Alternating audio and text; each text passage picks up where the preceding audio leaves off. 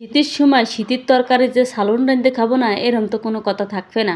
শীতের সময় যে সব তরকারি বেরোবে সবটা দিয়ে রাঁধতে খাওয়া লাগবে শীতের সবজি। ফ্ল্যাশব্যাক। আসসালামু আলাইকুম বাটি বন্টি, আপনারা আগলে কেমন আছেন? আশা করি জুলার বেলা আছেন, মুই আছি মহুতির বেলা বেলার ঠেলায় আপনাকে জন্য নিয়ে আইছি শীতকালীন একটা সবজি, একদম সচরাচর সবাই কিন্তু এরম ভাই রাঁধেন।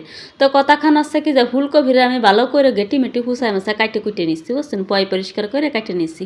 তো ফাঁকনা ফুকনা ফেলাই দিচ্ছে, ফাঁক নাই আছে আরও 1 কেজি, মনে করেন 1-1.5 কেজি, টাহা তো নাই 50 কেজি। কোনো টেনশন করেন না, ওই যে গুঁড়া ফেলাই দিছে ওই গুঁড়ারও একদিন রেসিপি দিবানি। টাকার জিনিস কোনো কিছু ফেলানো যাবে না, বুঝছেন নি, কোনো কিছু ফেলালেই কিন্তু লস।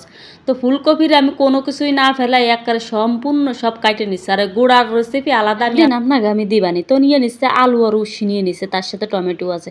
তো রুই মাছটা কিন্তু আমি এই সালুনটা রাঁধতেছি, এত মজা লাগবে না রুই মাছটি হাতে বোঝে নিবেন। শীতকালীন সবজি আমার কাছে আর আমার জামাইয়ের কাছে একটু বেশি মজা লাগে। আমার জামাইয়ের যদি 12 মাস কাল ফুলকপি দিয়ে বাদ দিতে পারেন তা মনে করবেন কিছু খাবে না। ভাত যখন ফুলকপি দিয়ে দিই ভাত থুয়ে ফুলকপি খাই বেশি।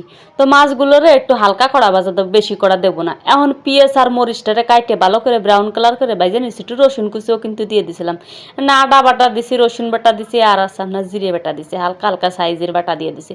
নুন ওল দিতে পারে, মরিচের গুঁড়োও দিয়ে দিলাম, আবার জিরে গুঁড়ো আবার ধনে গুঁড়োও দিয়ে দিলাম, বাটা দাও দিছে, এটাও দিছে, বুঝছেন, খাতে একটু বেশি মজা লাগবে না শীতকালীন সবজি তো এই জন্য। এবার আছে মূল প্রসেসিং আছে আপনার কষানো, যত ভালো করে কষাবেন তরকারি কিন্তু তত ভালো স্বাদ আসবে। আমি এবার কষা কষিতে ভালো উস্তাদ আছি, কিছু পারি আর না পারি, জীবনে কষ্টি ভালো পারি, কারণ এই জিনিসটা আমি বরাবরই শিখছি কি যত ভালো করে মশলা কষাবেন তত ভালোই স্বাদ লাগবে, মানে কষানোর উপর আছে নির্ভর করে আপনার স্বাদ।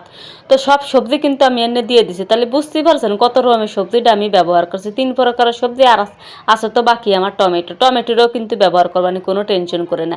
এটাতে দেখে আমার কড়ই মড়াইলো উল্কে পড়ে যাচ্ছে, কত রাঁধছি সবজি এরম মনে আছে না, কি সুন্দর একটা কালার আছে না, এখন সমলক্ষ কালার। আর আমার প্রত্যেকটা ভিডিও কিন্তু রাতের বেলার ভিডিও ভাবেন, রাতের বেলায় আমি কিন্তু বেশি রান্না বান্না করি, এই যেমন ধরেন 8টা থেকে 12টা থেকে এর মধ্যে আমি রান্না বাড়া বেশি করি। এখন কথাখান আছে কি যে আমার টমেটোটা দিয়ে পানি দিয়ে দিচ্ছি, অটার মৌ দিয়ে দিছি, অটার মৌ দিয়ে এটে ভালো করে সুন্দর মতো কষাই টষাই কত সুন্দর করে দিয়ে দিলাম অটার মৌ দিয়ে এটি। এখন লাড়িং চাড়িং করে টরে এখন কোনো জায়গায় যাবো না, কোথাও যাবো না, যখন মনে করবো বলে কুইটে গেছে না তখন কিন্তু আমি মাছগুলোরে সাজিয়ে দিয়ে দেবো, কারণ মাছগুলো কিন্তু অটার মৌর মধ্যে সুদনিকে একটু কাঁচা থেকে সতেজ হওয়ার সম্ভাবনা তাদেরও থাকে। দিয়ে সুন্দর মতো ডাবিয়ে দিয়ে টিয়ে তারপরে আছে কি বলো করবার সুন্দর করে মাছগুলো গলে যাবে, তখন মনে করবো হয়ে গেছে। ঝোল কতটুকু রাখবেন সেটা আপনাদের ব্যাপার।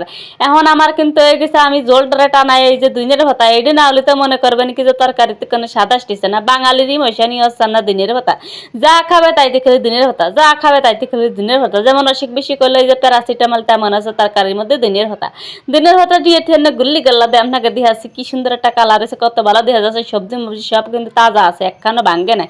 তো ভালো থাকেন, ভিডিওটা ভালো করে শেয়ার করে দেন, পাশে থাকেন নিত্য নতুন ভিডিও।